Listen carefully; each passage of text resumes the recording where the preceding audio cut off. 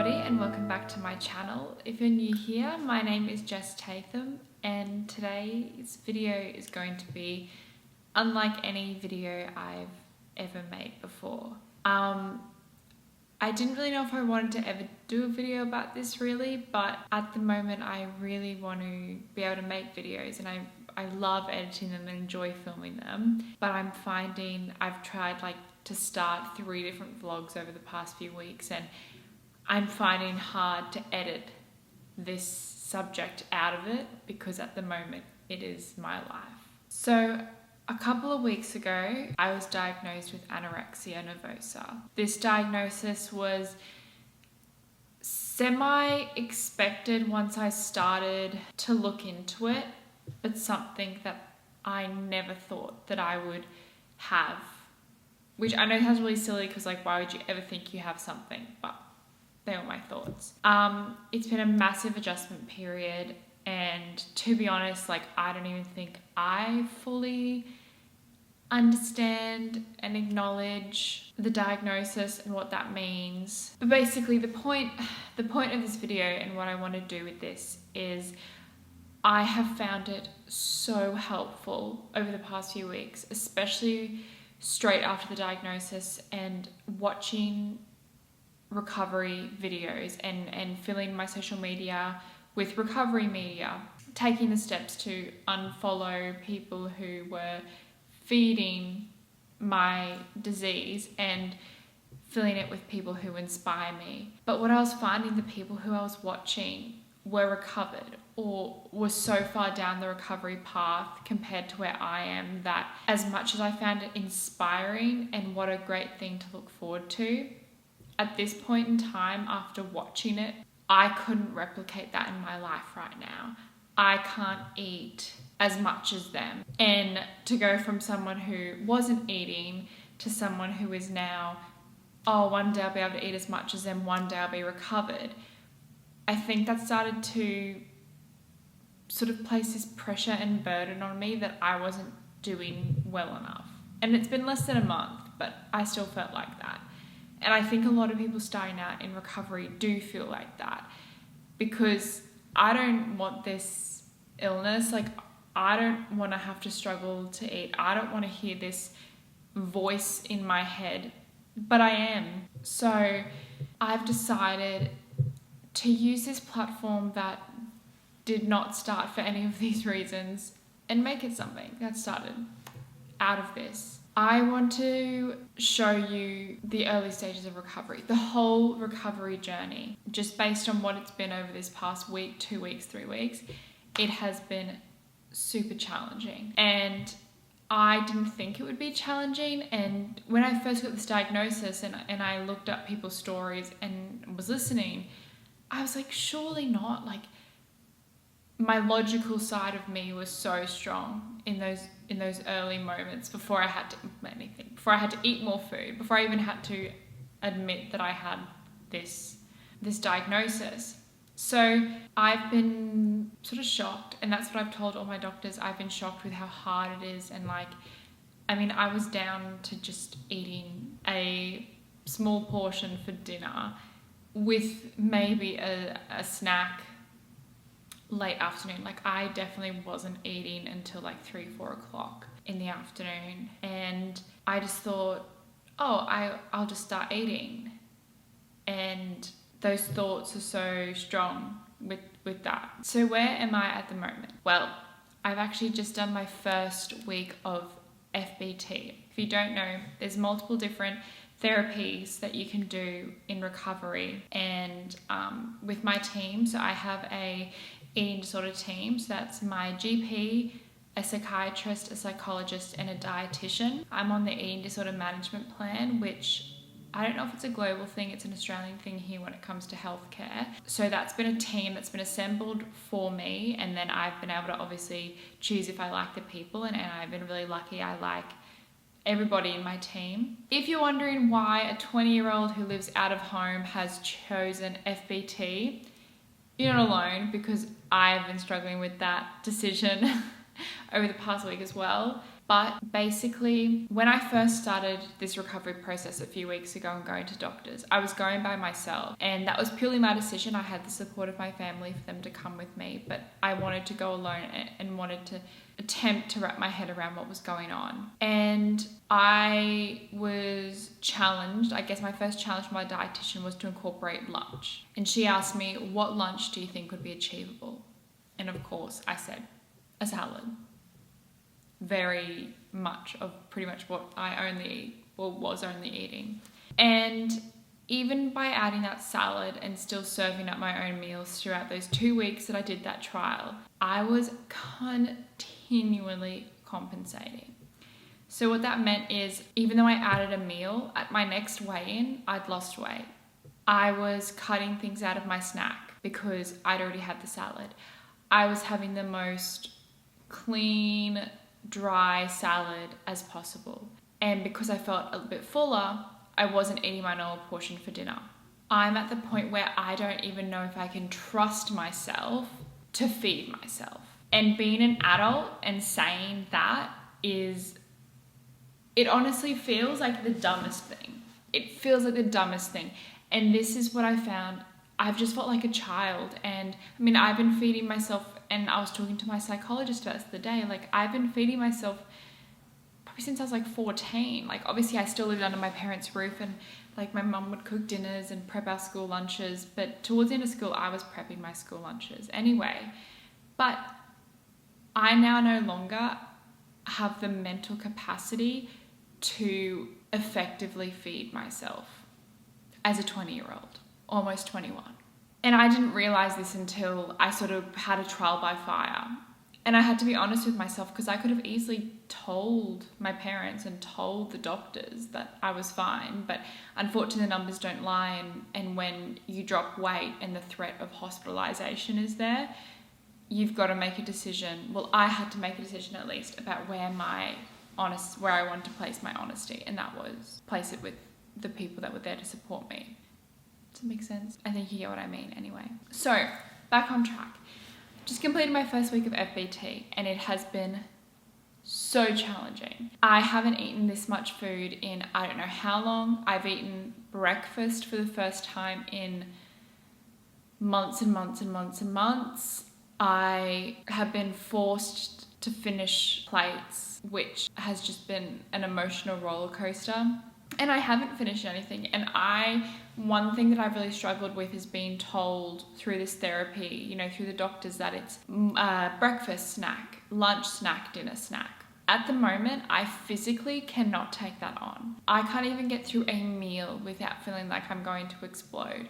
So having to fit all that food in from the get-go is so overwhelming. And again, I felt like this failure for not being able to achieve that. And I saw all these people doing the six meals a day, and I was like, well why can't I? Like, they're just doing it. Like, they're saying it's really hard, but they're still doing it. But then I can't get through breakfast, and it literally takes me 2 hours to eat breakfast, and then by that time it's almost snack time, and then I'm already panicking about lunch, and then I really want to know what's being cooked for dinner, because if I eat a big lunch and then have a snack, what if we have something really big for dinner? And I've just consumed all this, as you can tell, it's extremely overwhelming. So that's been my first week of FBT. I think one of the things that have surprised me the most through this also is how tired I've been. When I was eating pretty much no food at all and working out intensively and living an active lifestyle and working, and even back when I was in uni, I would be doing 18, 20-hour days. Easily I could achieve that. And now it gets to 7 o'clock and I am wrecked. I am exhausted after every single meal I eat, no matter how big or small it is.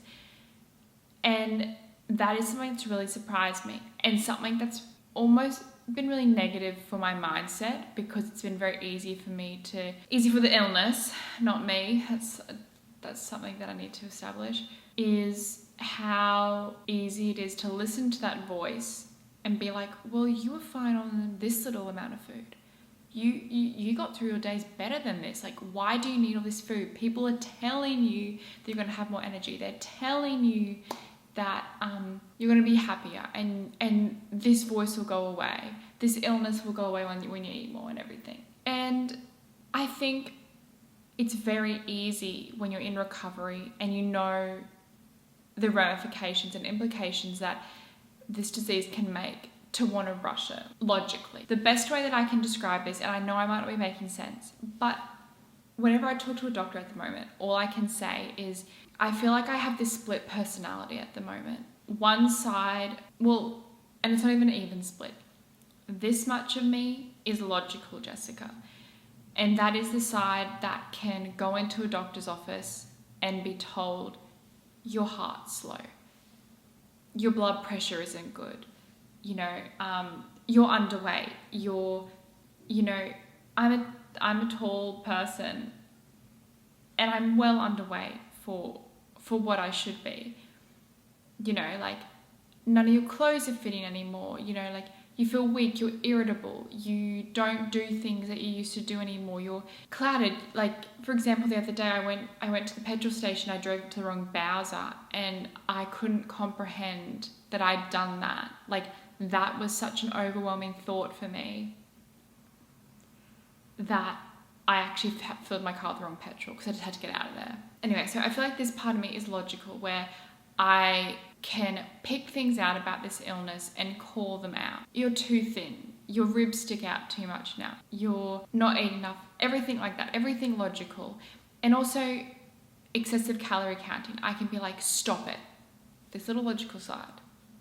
But that doesn't mean that is how I'm living. This rest of me, this split personality is like the devil on your shoulder, however you want to look at it, is so overpowering. And every single logical thought I have, this illogical side and this sick side, this anorexic side, is just can validate against anything that I'm saying on my logical side.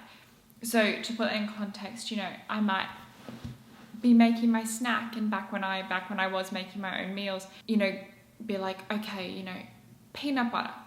Jessica, peanut butter is one of your favorite foods. You love peanut butter. You've always loved peanut butter.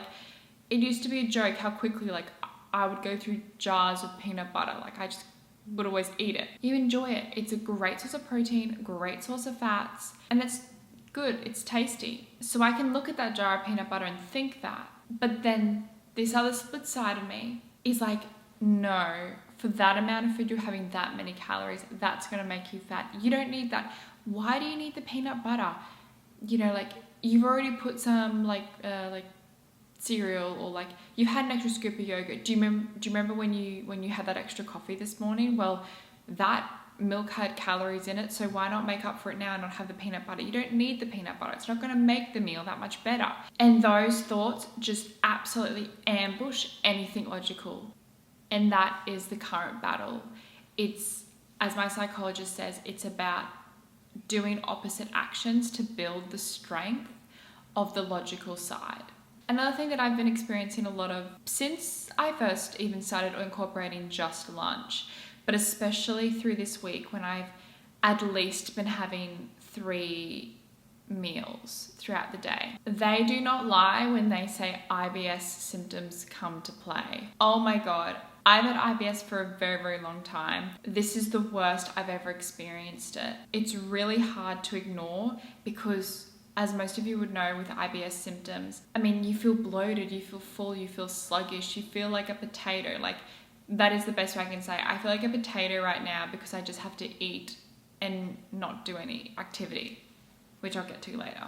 And that's been really challenging. The only way to sort of ease it is a heat wheat, which I literally, as you can see, have on me right this second, and peppermint tea. One thing my dietitian told me is to just have shots of peppermint tea after a meal, because she's often a big cup of tea can obviously make you feel more full and not really help with the digestion straight up. So just shots of peppermint tea are really good, which I found really helpful. So IBS symptoms have been so bad. Emotions have been very high. I literally feel my heart beat faster when I see my mum cooking a meal and putting oil in, or see her cooking meat, red meat. I would never have that before.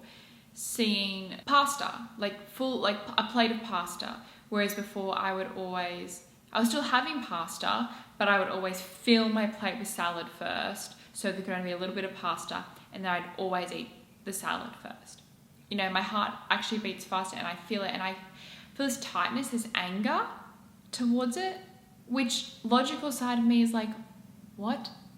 Like, how is that a thing? But then this anorexic side validates it immediately. Crying so much through these early stages, and I'm sure there's a lot more tears to come, but like crying over a piece of banana bread because it was just too much. I couldn't do it.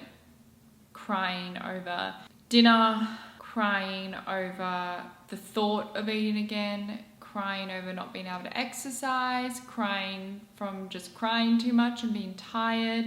Everything is very triggering right now, and that's something that I want to be honest about and say that's the truth. It's not pretty. It's a lot of tears. It's a lot of frustration. It's a lot of yelling. It's a lot of, especially with this FBT, it's a lot of, I feel like a child. So, you know, I can't revert back to feeling like a child. So I thought what also might be helpful in this video is to sort of talk about what I've had to do since getting this diagnosis. So I touched on earlier that I now have a team of doctors. The psychiatrist I only need to see every 6 to 8 weeks. So I've only seen her once, and that was mainly for a diagnosis. And she also recommended my GP some supplements that I should be on, because obviously I'm extremely malnourished. But I see my GP every week, and at my GP appointment, I have to get weighed. I have to get a blood pressure test. I have to get an ECG, which if you don't know an ECG, it's when they put like the sticky pads all over you and test your heart rate. And I also have to get weekly blood tests as well. So they're the 4 things that I have to do with my GP every single week. On top of that, I have to go to the dietitian every week, and that is talking through how I'm feeling towards food. My dietitian is fantastic. I absolutely love her. Talking about integrating foods, and we're still in early days, but obviously there's a large focus on that FBT at the moment. I then also go to a psychologist every week, and that is very overwhelming because you've got to pretty much do what I'm doing now, I guess, is talk about it and be honest. And his biggest thing for me is challenge outlandish thoughts, which is really hard and really exhausting, and I know deep down I haven't been doing enough, but I really want to build up that side and be able to challenge the thoughts, to be able to eat more and to eat different foods and to eat foods that are 100% clean. I also have to get a bone density scan, which I'm really nervous about actually. Yeah, so that's that. And they're pretty textbook with anorexia recovery from what I've found out through watching a lot of media and doing a lot of research. So what do I want to do from here? I want to show you weeks in my life honestly. I don't want to be showing just the happy bits and pieces of my life, which is what I've been doing, and the fun bits, because do you know what, like pretty much at the moment 100% of my day is consumed with food. Thinking about food, worrying about food, eating food, regretting food, researching about food, talking about food, talking about my feelings, feeling my feelings, everything like that. And I want to create a space where I feel like I can open up and sort of vent, but I also feel like there's so many people out there who are going through a mental illness, eating disorder, whatever really, that we feel like we can't open up about it. And continually I've been told by doctors, obviously with my best interests in mind, but they've been like, you don't have to tell anybody if you don't want to. Like, we obviously encourage telling your family and your close friends, but don't talk about it. And I've often questioned that, because if I have the flu, if I have a cold, if I've broken my arm, I'm going to tell people straight away. And this is the same. It's an illness. It's not a broken arm, it's not an injury, but you get what I mean. It's a medical issue that we talk openly about. So why should this be any different? I hate the stigma that exists, because I feel like it almost enabled me to get to the point where I am, because I felt like I wasn't aware of it. When you're getting the flu, the symptoms, and you go to the doctor or you go to the chemist and you get things to help you through that. Whereas I thought this was me. I thought only eating 1.5 times a day, exercising intensely every day, sitting in guilt after every single meal, thinking about food, losing weight, eating really clean and really healthy, panicking before I went to a restaurant, having to look up the menus. I thought all of these things were me because I had no clue what else they could have been. They were so fused with me, and honestly, they still are fused with me. But for right now, I want to put them in a space to show that this is not me. This is not me having no energy, having my legs literally ache when I walk around because I'm so undernourished, having this, that, and the other, all of these symptoms, which I can talk about more in another video. And I think I do want to do another video. I sort of want to do a video on sort of how I got to this point. And it's a long, 5-year story, to be honest with you, how I got to this point, and sort of go through those symptoms. I feel like this video is already going to be information overload. I have an illness. It is called anorexia nervosa. It is not who I am. Anorexia and Jessica are two different things. At the moment, anorexia has overtaken Jessica, and I want Jessica back. And I think a lot of people want Jessica back. So join me on my journey. I'm going to be as honest as I can and open up a platform for people to talk and be supportive and learn and educate. Even if you've never been touched by anything by this, I think it's so important to educate and learn, and you can pick up signs in other people and just become more knowledgeable all around. So join me on my recovery journey. Thank you for watching. I don't get excited about much at the moment, but this excites me. Being able to share this journey excites me because I feel like it can help. Even if it's just me or just one person, if it can help or distract or encourage or empower anybody out there going through something similar, then that's pretty cool. So thank you for watching. Please subscribe if you want to follow along with my journey. Please follow me on social media. I think I'm going to start sharing a lot more recovery-based posts through my feed and not hide it anymore. Yeah, join me on this journey if you want to, and let's see where it goes. Bye.